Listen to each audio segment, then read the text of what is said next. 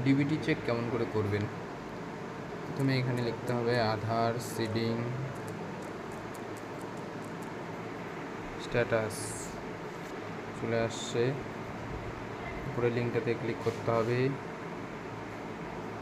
তারপরে চলে যেতে হবে, এখানে লেখা আছে ব্যাংক আধার, এই যে bank seeding status, bank seeding স্ট্যাটাসে ক্লিক করতে হবে। ক্লিক করে ব্যাংক সিডিং স্ট্যাটাস আবার ক্লিক করতে হবে। ক্লিক করে আধার নাম্বারটা এখানে দিতে হবে আর ক্যাপচা বসাতে হবে। আধার নাম্বার হচ্ছে বসাচ্ছি আমি 825253978124। ক্যাপচা বসাতে হবে 9AA7C। Log in with OTP. আপনার যে নাম্বারটা লিঙ্ক করা আছে আধার কার্ডে সেখানে ওটিপি যাবে, ওটিপিটা দিলে পরেই দেখা যাবে কোন ব্যাংকে লিঙ্ক করা আছে। ডিবিটি চেক কেমন করে করবেন? প্রথমে এখানে লিখতে হবে আধার সিডিং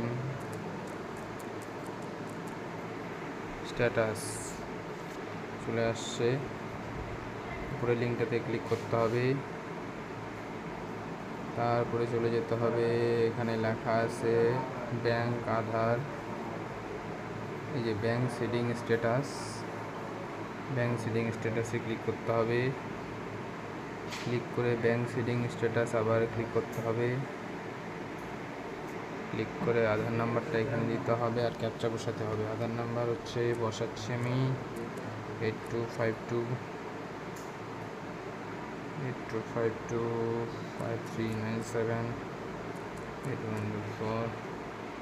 ক্যাপচা বসাতে হবে 9AA7C।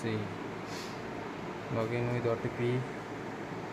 আপনার যে নাম্বারটা লিঙ্ক করা আছে আধার কার্ডে সেখানে ওটিপি যাবে, ওটিপিটা দিলে পরেই দেখা যাবে কোন ব্যাংকে লিঙ্ক করা আছে।